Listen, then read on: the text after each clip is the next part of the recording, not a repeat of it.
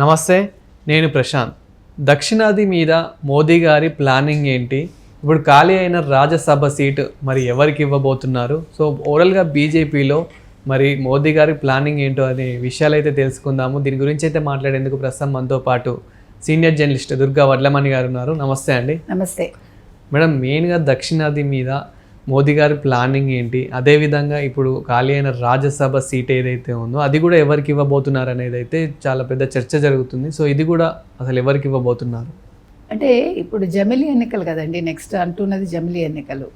ముఖ్యంగా మీరు చూసుకుంటే కనుకైతే దక్షిణాదిన కొద్దిగా పుంజుకుంటోంది బీజేపీ. మొన్న ఓటు శాతం అక్కడ పెరిగింది, ఎక్కడ తమిళనాడులో పెరిగింది, తెలంగాణలో కూడా వాళ్ళకి 8 వచ్చాయి లోక్సభ సీట్లు.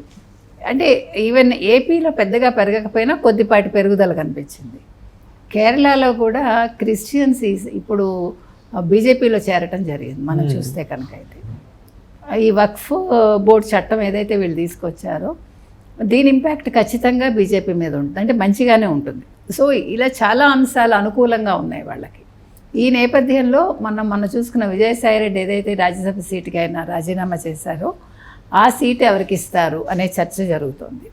సో అందులో భాగంగా అన్నామలైకి ఇస్తారని. ఎందుకంటే అన్నామలై ఇటీవల తమిళనాడు బీజేపీకి ప్రెసిడెంట్గా ఆయన రాజీనామా చేయటం అంటే అక్కడ పళనిస్వామికి అతనికి ఉండే ఇద్దరు ఒకే కమ్యూనిటీకి చెందిన వాళ్ళు కావడం. సో లోకల్ ఇదిలో పళనిస్వామి డిమాండ్ చేశారు మీరు వాళ్ళ అన్నామలైని తప్పించాలని అనడంలో ఆయన్ని పక్కకు పెట్టారు. ఆయన అందుకే కేంద్ర రాజకీయాలకు వెళ్తారు బీజేపీ తరఫునని మాటలు వచ్చాయి. సో ఈ రావడంలో ఇప్పుడు ఆయన ఏం చేస్తారు అన్న నేపథ్యంలో అన్నామలైని రాజ్యసభకు పంపిస్తారు అని తెలుస్తుంది. ఎందుకంటే అన్నామలై ఒక మంచి నాయకుడు, నిజాయితీపరుడైన నాయకుడు, చక్కటి వాగ్దాటి ఉన్న వ్యక్తి, అన్నీ ఉన్నాయి. పట్టుంది, పార్టీ మీద పట్టుంది, ఆయనకి లోకల్గా కూడా పట్టుంది. కాబట్టి ఆయన తీసుకునే అవకాశం ఉంది.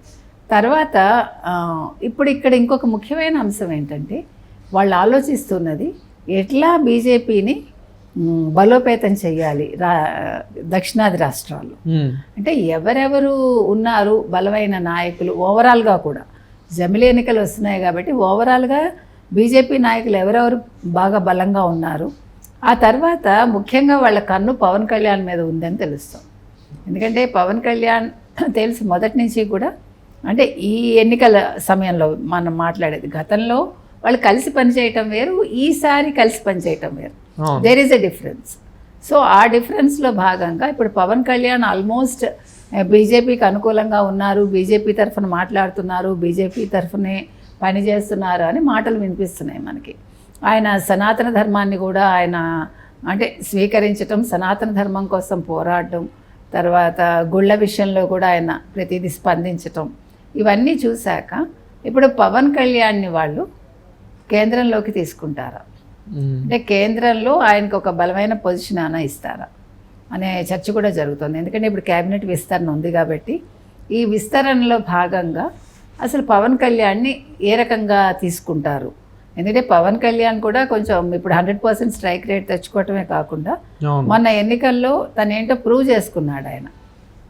అంటే కూటమిలో ముఖ్యంగా ఆయన బీజేపీ కలవటానికి తెలుగుదేశంతో ఒక ఏమనాలి సయోధ్య కుదిర్చాడు ఆయన, చెప్పాలంటే మిడిల్ మ్యాన్గా ఉండి. ఆ సయోధ్య సక్సెస్ అయింది. ఇంకొకటి ఏంటంటే ఆయన బీజేపీ విషయంలో కూడా చాలా సానుకూలంగా ఉన్నాడు అన్ని విషయాల్లో బీజేపీతో.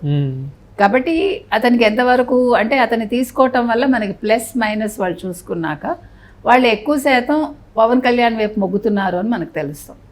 మంచిదే. ఇప్పుడు మీకు అంటే మహారాష్ట్ర ఎన్నికలు మనం చూసాం, పవన్ కళ్యాణ్ వెళ్ళారు, ఆ ప్రభంజనం కనిపించింది కదా, మంచి మెజారిటీ వచ్చింది వాళ్ళకి. సో అంటే మాట్లాడగలడు, వాగ్దాటి ఉంది కాబట్టి ప్లస్ అవగాహన పెంచుకుంటున్నాడు ఆయన, అన్ని అంశాల మీద పట్టు తెచ్చుకుంటున్నాడు ఆయన. సో లోకల్గా కూడా ఎక్కడెక్కడ ఏదేది సమస్యలు ఉండొచ్చు అనే దాని మీద ఆయన దృష్టి పెడతాడు. అప్పుడు ఫోకస్ ఇప్పుడు చూడండి గిరిజనుల మీద ఎక్కువ దృష్టి పెడుతున్నాడు ఆయన. బికాజ్ ఆయనకు పర్యావరణం మీద చాలా ఇష్టం ఉంది కాబట్టి పర్యావరణం, గిరిజనులు, వాళ్ళకుండే కష్టాలేంటి, తర్వాత భూముల విషయంలో కూడా పోరాడతానంటున్నాడు. భూ ఆక్రమణలకు సంబంధించి ఏవైతే వీళ్ళు అడుగుతారో వాటి మీద దృష్టి పెడతానంటున్నాడు.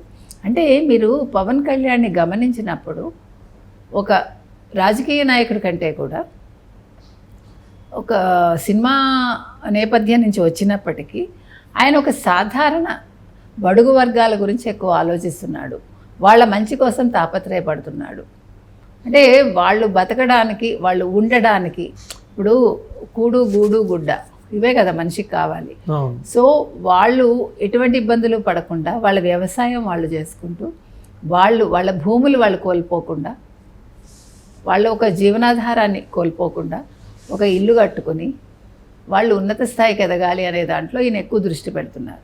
అది మంచి పద్ధతి కదండి. మనిషి ఎప్పుడూ కూడా ఏం ఆలోచించాలంటే రాజకీయాల్లోకి వచ్చి నేను ఎంత సంపాదించుకుంటాను అని కాదు. ఇప్పుడు ఎక్కువ శాతం రాజకీయ నాయకులు ఇవాళ ఎమ్మెల్యే అయ్యారంటే ఒక 5 ఏళ్లకి వాళ్ళ స్థాయి మీరు గమనిస్తే ఇక్కడి నుంచి అక్కడికి వెళ్ళిపోతుంది వాళ్ళ గ్రాఫ్. అంటే దే ఆర్ ఎర్నింగ్. భూములు కావచ్చు, ఆస్తులు కావచ్చు, నగలు కావచ్చు, డబ్బు కావచ్చు. కానీ పవన్ కళ్యాణ్ దృష్టి అది కాదు. ఆ విషయంలో మనం అప్రిషియేట్ చేయాలంటే పవన్ కళ్యాణ్ని అర్థం చేసుకోవటం కొంచెం కష్టం. అంటే ఇదే క్రమంలో వైసీపీ పార్టీ నుంచి ఎవరైనా కూటమి ప్రభుత్వంలో చేరితే వాళ్ళని ఏమైనా ఈ సీట్ ఇచ్చే అవకాశం ఏమైనా ఉంటుందా? మరి చెప్పలేమండి. అంటే ఇప్పుడు మీరు రాగానే సీటు ఎక్స్పెక్ట్ చేయడానికి ఉండదు కదా, అది సమస్య కాదు. ఇక్కడ మనం పవన్ కళ్యాణ్ విషయంలో మాత్రం అతన్ని చాలామంది ఇప్పుడు రకరకాలుగా మాట్లాడుతున్నారు. పవన్ కళ్యాణ్ పని అయిపోయింది, పవన్ కళ్యాణ్ ఏది పట్టించుకోవట్లేదు, సనాతన ధర్మం అంటున్నాడు ఆయన చేస్తున్న పనులు కానీ ఏమి పొంతన ఉండట్లేదు. కాదు, మనం పవన్ కళ్యాణ్ విషయంలో కొద్దిగా డిఫరెంట్గా మనం కూడా ఆలోచించాలి. ఆయన ఒక ఫోకస్లోనే వెళ్తున్నాడు. ఆయన ఎక్కడ పట్టాలు తప్పట్లా. ఆయన ఇవాళ కూటమిని కూడా నిలదీసే స్థాయికి వెళ్తున్నాడు. అంటే కూటమి నిలదీయటం అంటే ఎక్కడ ఏ చిన్న తేడా వచ్చినా మీరు కూడా చెయ్యండి అని అంటూనే నేను చేస్తాను, నేను ఇన్వాల్వ్ అవుతాను, మీరు కూడా చెయ్యండి అంటున్నాడు. అది ఎప్పుడు కూడా నాయకుడు అనేవాడు ఎలా ఉండాలంటే మీకు పని చెప్పేసి ఊరుకోకూడదు. నువ్వు చెయ్యి, అక్కడ ఆ ప్రాబ్లం ఉన్నట్టు సాల్వ్ చెయ్యి కాదు. నేను నిల్చుంటాను అక్కడ, ఆ సమస్య ఏంటో నాకు చెప్పండి, ఆ సమస్య మీద నేను పోరాడతాను, మిమ్మల్ని కూడా నేను కలుపుకొని పోరాడతాను అంటున్నాడు ఆయన. ఇక్కడ కూటమి నిలదీయడం అనే మాట వాడక్కర్లా. బికాజ్ కూటమిలో ఇతను భాగమే, కూటమిలో వాళ్ళు భాగమే. కాబట్టి ఇక్కడ ఒకళ్ళనొకళ్ళు అనుకోవడం కాదు, కలిసి పని చేద్దాం అంటున్నాడు ఆయన. కాబట్టి మన పెర్సెప్షన్ మనం చూడాలి, ఆలోచించాలి. మనం నెగిటివ్గా ఎప్పుడు ప్రతిదానికి వెళ్ళిపోకూడదు. ఇప్పుడు ఏమైందంటే ఆఫ్ లైట్ రాజకీయాలంటేనే నెగిటివ్ అయిపోయాయి. ఇక్కడ ఒక సామరస్యపూర్వకంగా వెళ్ళటం కానీ, మాట్లాడుకోవటం కానీ, ఏ అంశాన్ని గురించి కూడా పాజిటివ్గా మాట్లాడటం అనేది ఎక్కడ జరగట్లేదు. సో అదే విధానంలో ఇవాళ పవన్ కళ్యాణ్ని కూడా అందరూ అదే దృష్టితో చూస్తున్నారు. అది తప్పంటాను నేను. పవన్ కళ్యాణ్ అనే వ్యక్తి ఇవాళ చాలా అంటే మంచి ఆలోచనతో ముందుకెళ్తున్నాడండి. కాబట్టి ఇవాళ పవన్ కళ్యాణ్ మీద బీజేపీ ముఖ్యంగా మోదీ గారు దృష్టి పెట్టడం జరిగింది. ఈ దృష్టి పెట్టడంలో భాగంగా మరి కేంద్రంలో ఆయనకి ఏదైనా మంచి పదవి దక్కుతుందా, అప్పుడు తను రాష్ట్రానికి సంబంధించి ఆయన ఏ రకమైన నిర్ణయాలు తీసుకుంటారో అనేది మనం వేచి చూడాలి. Thank you madam.